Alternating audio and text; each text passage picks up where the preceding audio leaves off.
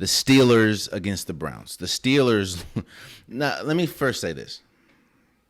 I was one person, especially in the season. Now, I gave the Pittsburgh Steelers their credit. When they were 11-0, I said they were the best team in the league at this point. But I also was one person that said there's a lot of issues with Pittsburgh.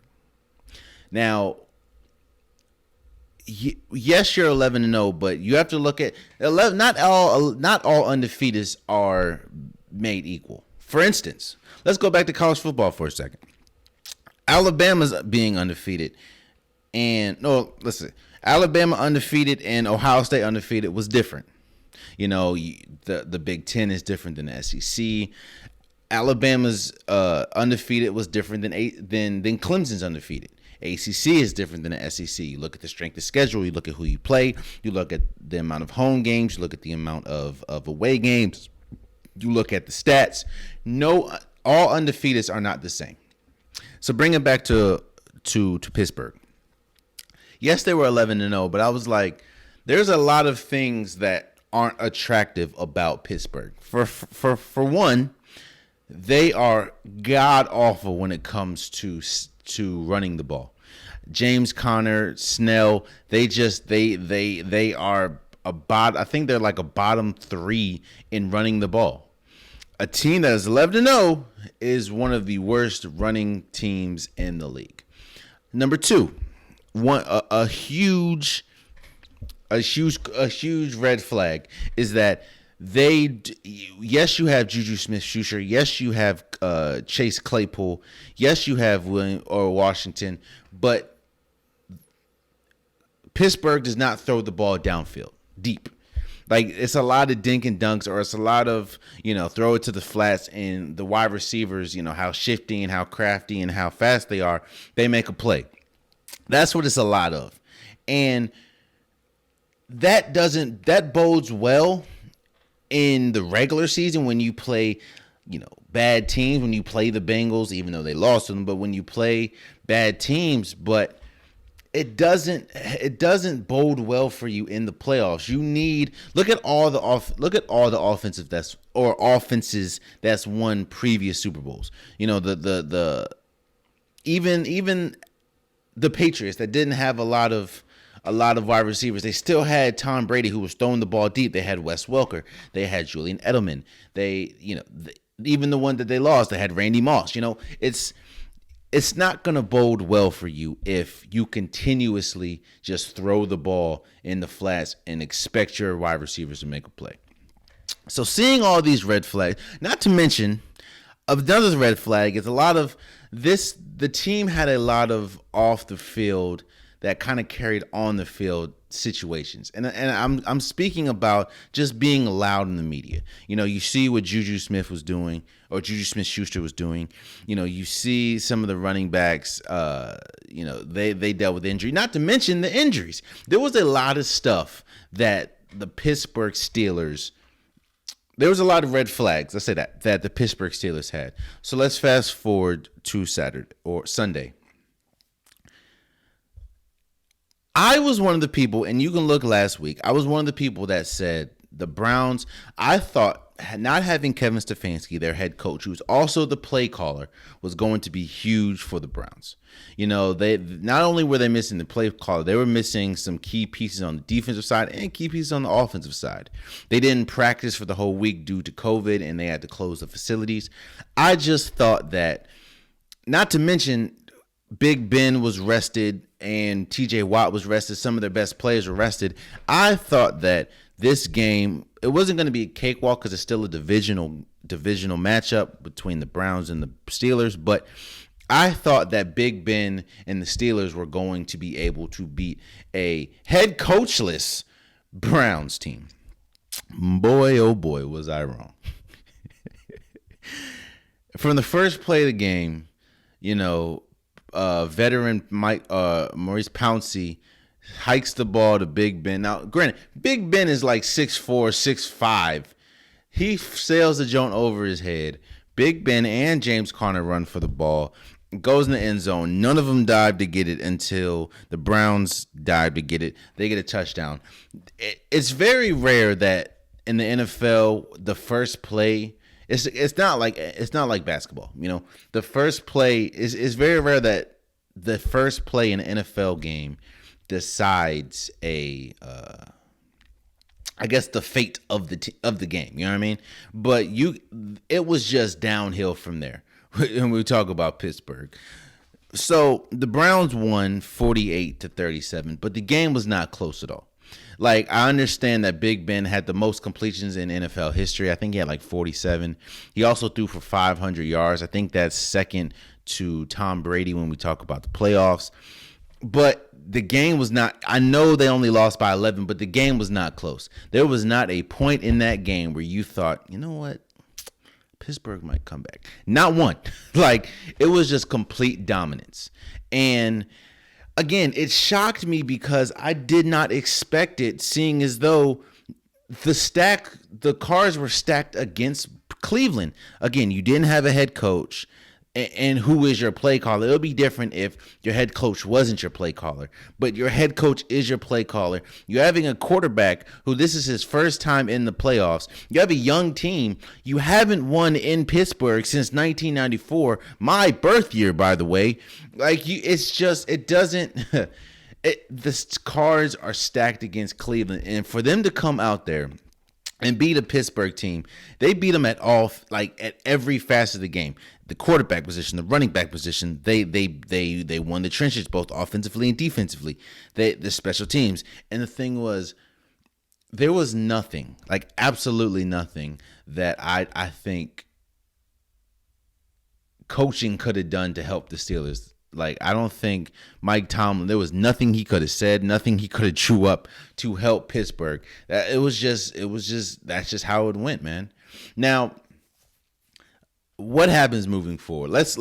We'll I'm gonna predict the divisional round a little later, but what happens to Pittsburgh? Again, there's a lot. The biggest question is, does Big Ben should they move off of Big Ben? I'll say this. Next year the cap goes down in the NFL. And Big Ben, I think, is expected to be like a $41 million cap hit to the team if he's on the roster. It kind of goes back to production. I understand, legacy. I understand that Big Ben says he wants to play. He wants to continue to play. But does Big Ben's production warrant that big of a cap hit for a team who has a lot more issues than just quarterback? Now, I understand that is pretty bleak. You have Duck Hodges, you have Mason Rudolph. I understand that the backup is pretty bleak. But again, is the production worth the headache? You know what I mean? Like, let me not say headache, because that implies I'll say this: Big Ben's production since losing to, in fact, Big Ben's production nearly this entire season to me has not been worth bringing him back for that price tag. I understand it's a legacy thing. I understand, you don't want someone that's been so loyal to the organization. You don't want them to go out like that. But again, even in the 11-0, even being 11-0, I said they didn't throw the ball downfield. It looked like it. We talk about Drew Brees not having the arm strength to go down the field, and it looked like it hurts Drew Brees when he throws the ball.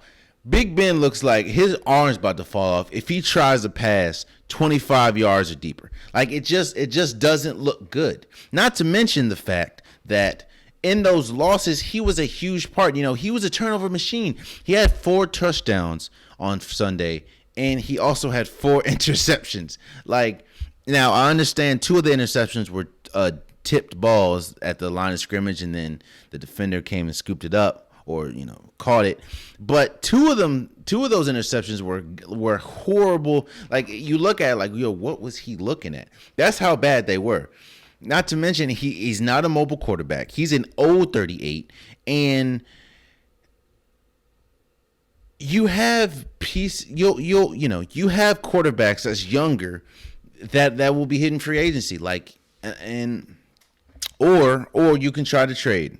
I understand that Carson Wentz right now, his price tag's pretty big, but he's younger than Big Ben. I understand Sam Darnold, what was going on with the Jets. Then they might draft a quarterback.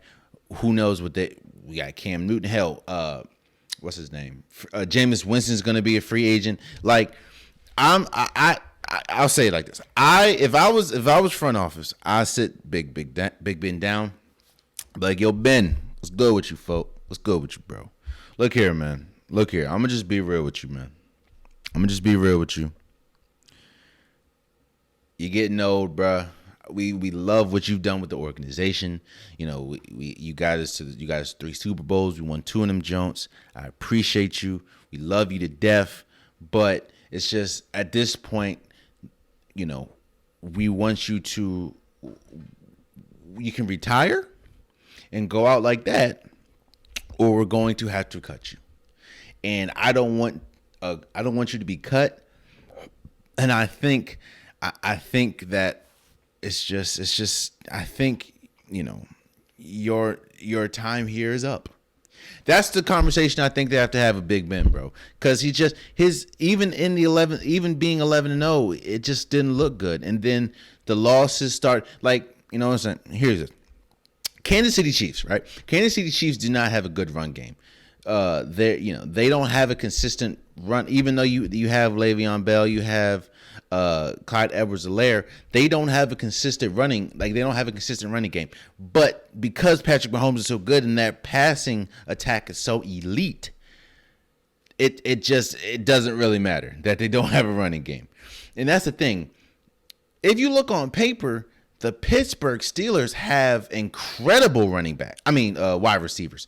You have, like I said, Claypool. You have Washington. You have Juju Smith-Schuster, who more than likely is not going to be there next year since he's hitting free agency. And he's going to want money, and they're not going to be able to pay him. So, but you have wide receivers. It's like, to have that many, to have on paper, to have that, and you have Eric Ebron now, think about it. It's just, I think that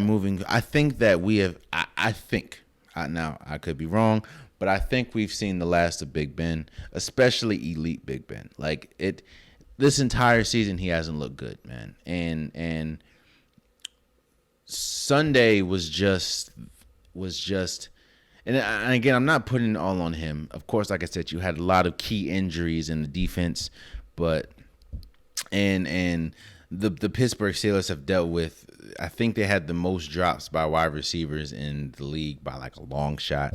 But, like, again, I think that a lot of this has to do with the fact that Big Ben cannot throw the ball downfield.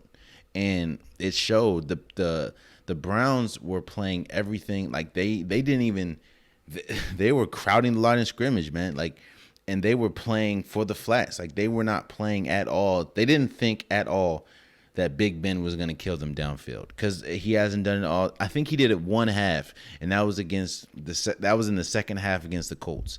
But but again, shout out to the Browns, man. It's now, again, I'll talk about the division round later, but the Kansas City Chiefs, that's a different story.